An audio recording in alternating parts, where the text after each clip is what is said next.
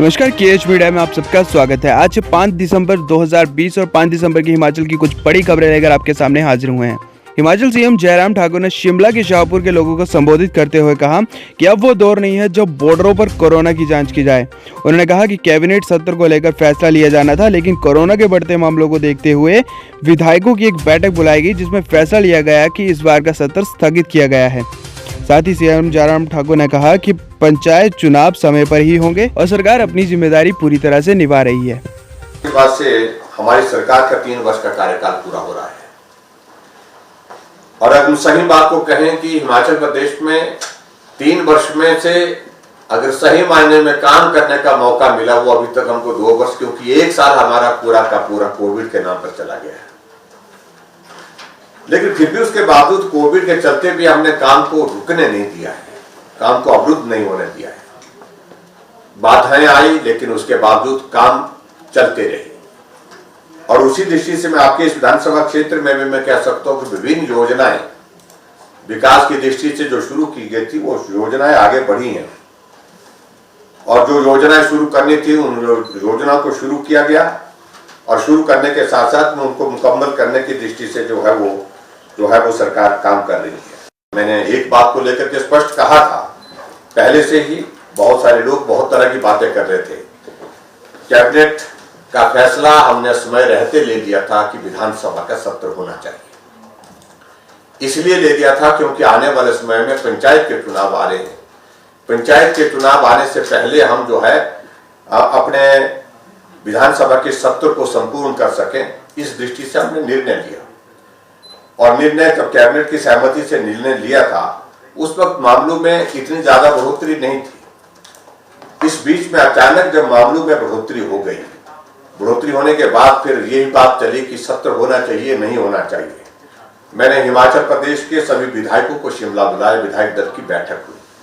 विधायक दल की बैठक में भी विचार किया, विस्तार से चर्चा हुई और चर्चा करने के बाद एक बात को लेकर के बात आई कि हमको सत्र करना है तो धर्मशाला में ही करना, हमने बड़ा स्पष्ट किया।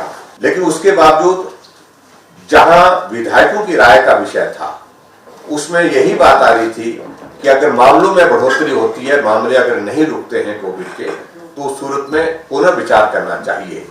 कैबिनेट ने फिर से विचार किया और ऐसी परिस्थिति में जब हमने देखा कि मामलों में लगातार बढ़ोतरी हो रही है, हर दिन मृत्यु में भी और उसके बाद पॉजिटिव केस के मामलों में भी, ऐसे में हमने निर्णय लिया कि हम फिलहाल अब की बार इस सत्र को स्थगित करते हैं और जब तक हालात नहीं ठीक होते हैं। और उसी दृष्टि से जो हमने निर्णय लिया, बहुत ज्यादा कुछ लोगों ने शोर डालने की कोशिश की, हमारे विपक्ष के मित्रों ने। मैं इसमें बड़ा स्पष्ट कहना चाहता हूं, हिमाचल प्रदेश में हमारी सरकार की शीर्ष प्राथमिकता है कि इस कोविड के संकट में एक आदमी का जीवन संकट में ना पड़े, उस बात को सुनिश्चित करना ये हमारा दायित्व है, ये पहली प्राथमिकता है। और उसके साथ में हमारी प्राथमिकता है कि हम कोविड को हिमाचल प्रदेश में नियंत्रण में लाएं। उस दृष्टि से हमने निर्णय लिया कि कुछ पाबंदियां, कुछ सख्तियां जो है हमने करनी थी, वो सख्ती करने के भी हमने आदेश दिए। वहीं अगली खबर है कि हिमाचल में अब ऑनलाइन कर सकेंगे विवाह व अन्य कार्यक्रमों के लिए आवेदन। खबर है कि हिमाचल भर में अब शादी, मुंडन, धाम व सांस्कृतिक, धार्मिक व अन्य कार्यक्रमों सहित सभी तरह के आयोजनों की मंजूरी के लिए अब ऑनलाइन आवेदन कर सकेंगे।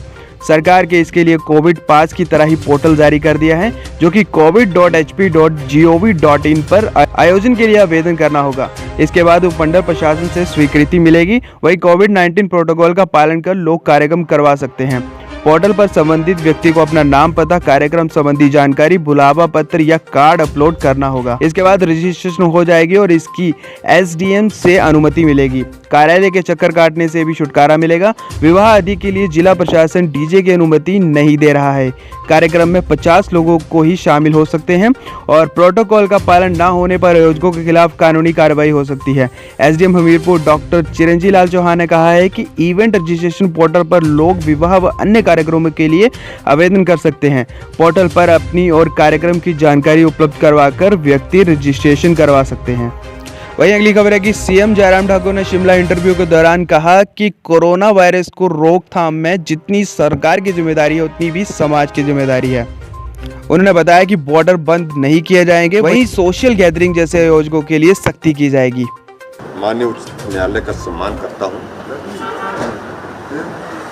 जहां तक सरकार की बात है, सरकार सारी चीज़ों को जो हमारी हिमाचल प्रदेश में कोविड मैनेजमेंट से संबंधित विषय है उनको बहुत संजीदगी के साथ, गंभीरता के साथ कर रही है। सुझाव के रूप में जो उन्होंने कही है बातें, विचार करेंगे, जो करने लायक उसमें होंगी, व्यवहारिक होंगी, वो सारी चीज़ों को लेकर के हम जरूर सोचेंगे। लेकिन उसके बावजूद मैं इतना जरूर कहना चाहता हूँ कि हिमाचल प्रदेश में जो बेस्ट पॉसिबल हो सकता था वो सरकार की ओर से किया जा रहा है और उसमें कतई भी किसी भी प्रकार की कोई कमी नहीं छोड़ेंगे।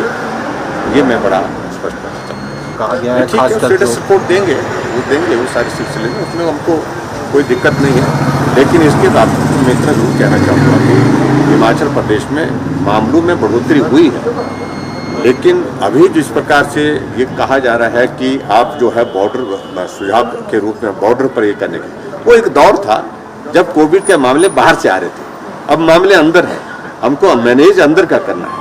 और कोर्ट ने इस बात का भी संज्ञान लिया है कि देखिए सरकार ही जिम्मेवार नहीं, समाज भी जिम्मेवार है। हम बार बार इस बात के लिए कब से कह रहे हैं कि भाई जो सोशल गैदरिंग्स हो रही हैं वो थोड़ा अवॉइड करिए। सोशल गैदरिंग में विशेष तौर से शादी, सबसे ज़्यादा नंबर इसमें निकला है।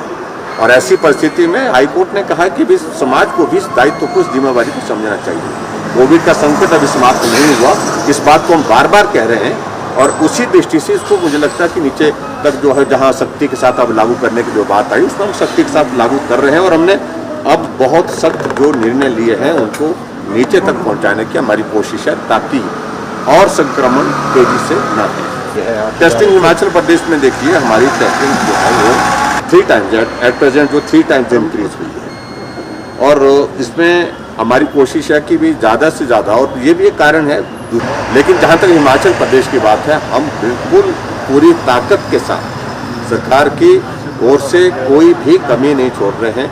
जहाँ इंफ्रास्ट्रक्चर को स्ट्रेंथन करने की आवश्यकता थी उसको कर रहे हैं, कैपेसिटी इन्हांस करने की बात थी, बेड कैपेसिटी को उसके लिए कर रहे हैं। ऑक्सीजन की कहीं कमी नहीं है, ये कहीं से भी जो है गलत बातें आने इस प्रकार से, मैं इन बातों को लेकर ज़्यादा नहीं कहना चाह रहा हूँ। सिर्फ कहीं भी एक भी बात को लेकर के ऑक्सीजन की कमी किसी पेशेंट को नहीं हुई।